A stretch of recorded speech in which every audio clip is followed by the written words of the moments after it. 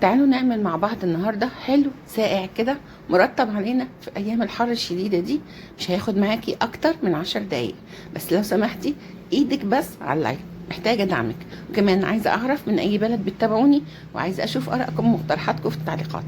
يلا نبدا مع بعض الفيديو ونسمي بسم الله ونصلي على الرسول ونبدا الوصفه الخطيره دي بتاعتنا.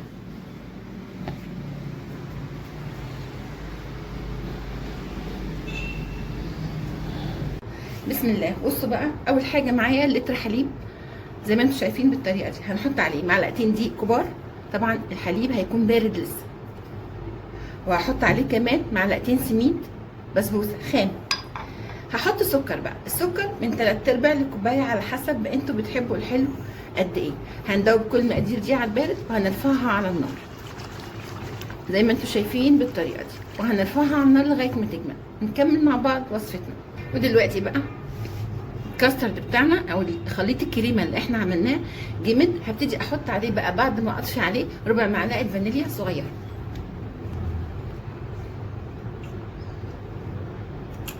وهنبتدي نقلبه ونسيبه يهدى قبل ما ابتدي احطه في الكاسات اللي انا هقدمها فيه. في الوقت اللي انا هسيبه يهدى فيه نبتدي نعمل مع بعض الجيلي. دلوقتي انا حطيت 4 كوبايات ميه مغليه من الكتل، تمام. حطيت عليهم معلقتين سكر لان الجيلي بيبقى حلاه مش قوي، بس ده براحتك. عاوزه تعمليه كده ماشي، عاوزه تسيبيه بحلاوه طبيعي ماشي، مفيش مشكله. هبتدي افضي عليه كيسين جيلي كده، جيلي فراوله.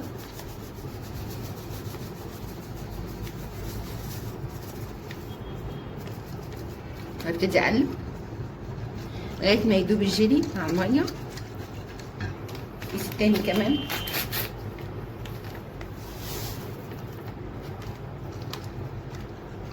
نبتدي بقى نحضر المكونات بتاعتنا دي. المكونات ونسيبها برضو تهدى شويه الجيلي، بس الجيلي هنسيبه فتره شويه، تمام. يعني على الاقل يكون هادي كده شويه. ونبتدي بقى نحط في الكاسات الاول الكريمه بتاعتنا.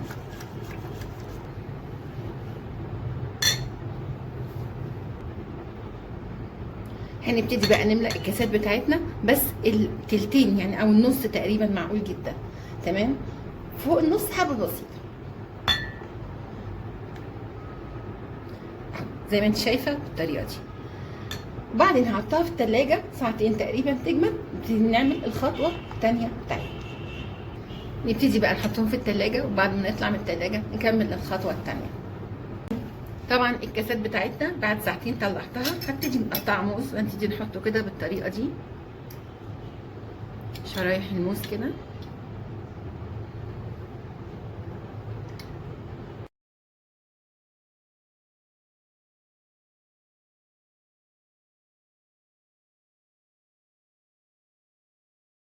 هنبتدي بقى ننزل بالجيلي بتاعنا بالراحه قوي، وانتي الخطوه دي بالراحه علشان ما يتحركش الموز وتتبهدل معاكي. الخطوه دي بالراحه شويه.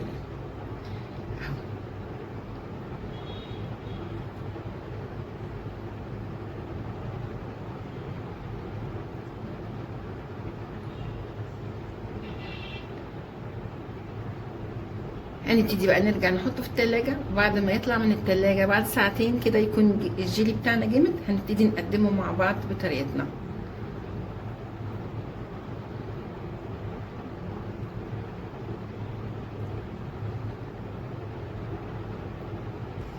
نحطه في التلاجة وبعدين نرجع نقدمه مع بعض.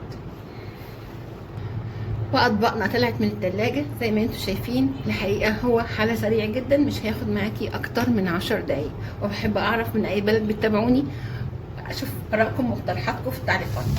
عشان كلنا شايفينه شكل الكاسات تحفه ازاي قد ايه. بصوا بقى، شايفه الكاس شكله حلو قوي. هوريكي بقى قد ايه هو كريمي من جوه. شايفاها قد ايه كريمي جدا جدا، تحفه اهو. يا رب تكون عجبتكم، والف هنا وشفا. اشوفكم على خير المره الجايه باذن الله في وصفه لذيذه جديده.